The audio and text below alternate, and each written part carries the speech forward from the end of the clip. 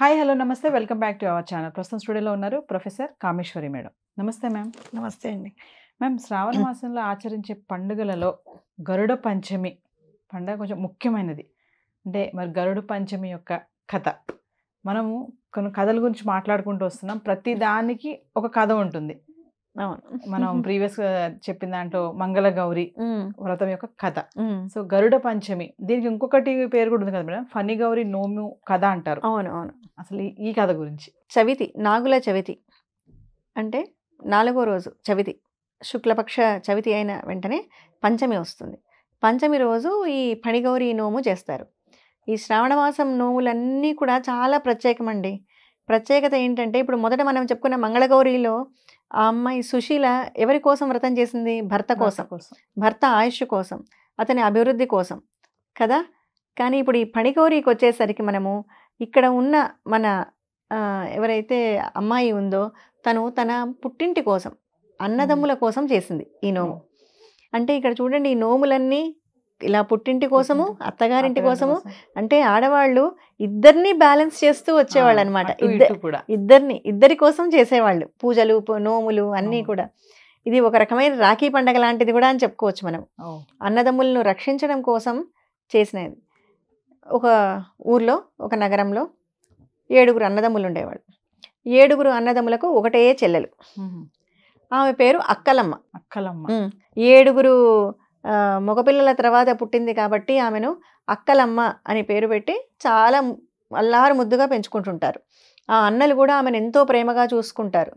కొంతకాలం తర్వాత వాళ్ళకి తల్లిదండ్రులు చనిపోతారు. తల్లిదండ్రులు చనిపోయిన తర్వాత ఈ అక్కలమ్మ చెల్లెలైనా కూడా తానే ఒక తల్లి పాత్ర తీసుకొని, ఆ రోల్ తీసుకొని అన్నలందరినీ ఎంతో బాగా చూసుకునేది.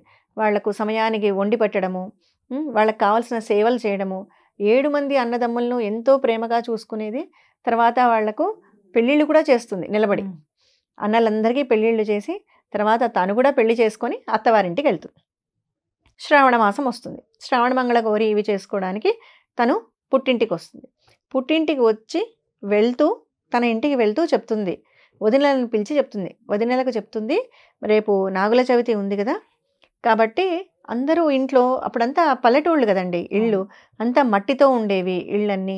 పైగా వీళ్ళు పొలం పనులకు వెళ్తారు, పొలాలు చూసుకుంటారు అన్నలు.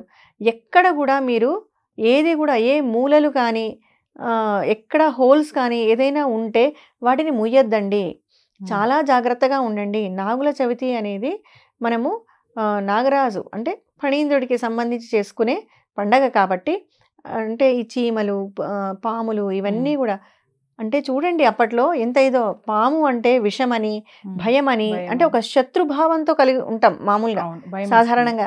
కానీ ఇక్కడ ఈ అమ్మాయి ఏం చెప్తోంది, వాటిని కూడా రక్షించాలి. పాములు అనేవి ఏంటి, భూమిలో ఉంటాయి, పొలాల్లో, అవి ఎంత హెల్ప్ చేస్తుంటాయి రైతుకు, అంతే కదా. ఈ జీవులన్నీ కూడా మనతో పాటే కలిసి జీవించేవి. కాబట్టి ఆ అమ్మాయి చెప్తుంది, మనం ఎంతో భక్తితో ఉండాలి, ఎక్కడ కూడా మీరు జాగ్రత్తగా ఉండండి, ఇంట్లో ఎక్కడ రంధ్రాలు ముయ్యొద్దు అని చెప్పి వెళ్తుంది. కానీ ఆ మాటను వీళ్ళు పట్టించుకోరు, అంటే దాన్ని పెద్దగా ఆ విషయాన్ని ఆలోచించరు. ఈ వదినలు ఏం చేస్తారు, మరుసటి రోజు అయ్యో ఇక్కడ హోల్ ఉంది, అక్కడ హోల్ ఉంది అని ఎక్కడెక్కడ ఉన్నదంతా పల్లెటూళ్ళలో మట్టి ఇది కదా, అంతా మూసేస్తారు. వీళ్ళు అన్నలు కూడా అందరూ పొలానికి వెళ్తారు. పొలానికి వెళ్తే పక్కనే పొలంలోనే ఇళ్ళు ఉంటాయి, పొలం దగ్గరనే ఇళ్ళు ఉంటాయి. వెళ్ళి అక్కడ ఒక పుట్ట ఉంటుంది, వెళ్ళి ఆ పుట్టను పగలగొట్టేస్తారు వీళ్ళు. అంటే అప్పటికి ఖాళీనే ఉంటుంది అది, అందులో ఏమి పాములు ఏమి ఉండవు. ఆ పుట్టను పగలగొట్టేస్తారనమాట. పగలగొట్టేసిన తర్వాత దాంట్లో ఒక పాము ఉంటుంది. వచ్చి చూసుకుంటే దానికి స్థావరం ఉండదు. అయ్యో ఎక్కడ నాకు స్థావరం లేదే, నా పుట్ట పాడైపోయింది అని చెప్పి ఆ పాము అలాగే వెళ్ళి, తనకు ఎక్కడైనా ఉండాలి కదా, ఇట్లా ఓపెన్ ప్లేస్లో ఉండలేవు అవి. వెతుక్కుంటూ వెళ్తే వీళ్ళ ఇల్లే దగ్గరలో ఉంటుంది. వీళ్ళ ఇంట్లోకి వెళ్తుంది. వెళ్ళి ఎక్కడైనా దూరదాం, లోపలికి వెళ్దామంటే ఎక్కడ రంధ్రాలు ఉండవు, మొత్తం మూసేసి ఉంటారు వీళ్ళు. ఎక్కడ ప్లేస్ లేకపోతే ఆ మూల ఒక రోల్ ఉంటుంది, రోట్లో వెళ్ళి పడుకుంటుంది. రోడ్లో వెళ్ళి చుట్టుకొని లోపల పడుకుంటుంది నల్లటి నాగు. సరే, నాగుల చవితి వస్తుంది. మరుసటి రోజు పొద్దున్నే వీళ్ళందరూ పొద్దున్న లేచి బాగా తలారా స్నానాలు చేసి ఇంకా నైవేద్యం పెట్టాలి, నువ్వులు దంచాలి. నువ్వులు దంచాలి అంటే బాగా ఇన్ని నువ్వులు తీసుకొని, నల్లటి నువ్వులు తీసుకొని వెళ్ళి రోట్లో వేసేస్తారు. ఆ రోట్లో నాగుపాము ఉంటుంది, వాళ్ళు చూడరు. చూడకుండానే దాంట్లో ఆ రోట్లో పడుకొని ఉన్న నాగుపాము మీదనే ఈ నువ్వులన్నీ వేసేస్తారు. వేసి బాగా రోకళ్ళు వేసి దంచేస్తారు. వీళ్ళ ఆనందము సంబరాలు కనీసం అక్కడ ఏముంది అని కూడా గమనించుకోరు. గమనించుకోకుండా పామును కూడా దంచేసరికి మొత్తం అదంతా కూడా విషపూరితం అయిపోతాయి ఆ నువ్వులన్నీ కూడా. దాంతోనే అంత బెల్లం కట్టి ఉండలు కట్టి నైవేద్యం పెట్టి స్వామికి మొత్తం ముందు భర్తలకు పెడతారు, అందిస్తారు. అది తిన్న వెంటనే వాళ్ళు నురుగు కక్కుంటూ అక్కడే పడిపోతారు. మొత్తం 7 విగత జీవులు అయిపోతారు, చనిపోతారు. 7 మంది చనిపోతారు. చనిపోగానే ఇంకా వీళ్ళు తట్టుకోలేరు. ఎందుకో ఈమెకు వెంటనే కల వస్తుంది చెల్లెలికి. అంటే కల అంటే ఒక దుస్వప్నం, ఏదో జరిగిపోతోంది అని భయం వేసి ఏమైందో ఏమో అని పుట్టింటికి పరిగెత్తుకుంటూ వస్తుంది. వచ్చేసరికి ఏముంది, అన్నదమ్ములంతా చనిపోయి ఉంటారు. ఏడుస్తారు. ఈమెకు అనుమానం వస్తుంది, ఏదో జరిగింది, ఎక్కడో తప్పు జరిగింది అని ఈ అక్కలమ్మకు అనుమానం వచ్చి వెంటనే ఇల్లంతా కలియ చూస్తుంది. ఏం చేశారా చూస్తే అక్కడ రోట్లో పడిన దాంట్లో అది ఉంటుంది కదా, పాము పొలుసులు అవి కనపడతాయి.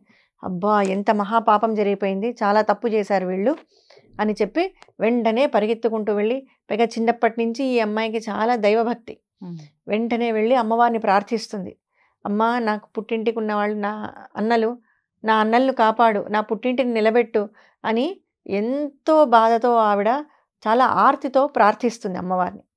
మొదటి నుంచి ఈమెకు చాలా భక్తి శ్రద్ధలు కలిగిన ఆవిడ కాబట్టి వెంటనే అమ్మవారు అనుగ్రహించి, నువ్వు ఒక పని చెయ్యి, నువ్వు ఇంటికి వెళ్ళి ఫణిగౌరీ వ్రతం చెయ్యి, మీ అన్నల కోసం ఫణిగౌరీ వ్రతం చెయ్యి అని చెప్తుంది. ఈమె వెంటనే ఇంటికి వచ్చేసి ఫణిగౌరీ వ్రతం చేసుకుంటుంది.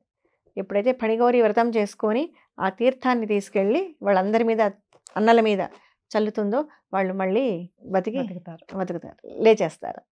లేగానే చెప్తుంది, ఇంకెప్పుడు ఇలాంటి తప్పులు చెయ్యొద్దండి అని చెప్పి అందరూ కలిసి పార్వతీదేవిని, అమ్మవారిని ప్రార్థిస్తారనమాట. అందరూ కలిసి పూజ చేసుకుంటారు. అలా ఈ ఫణిగౌరి అనేది తన పుట్టింటి కోసం, అన్నలను కాపాడడం కోసం ఒక రకమైన రాఖీ పండగ లాంటిదే అది కూడా, పుట్టింటి వారి కోసం. Thank you.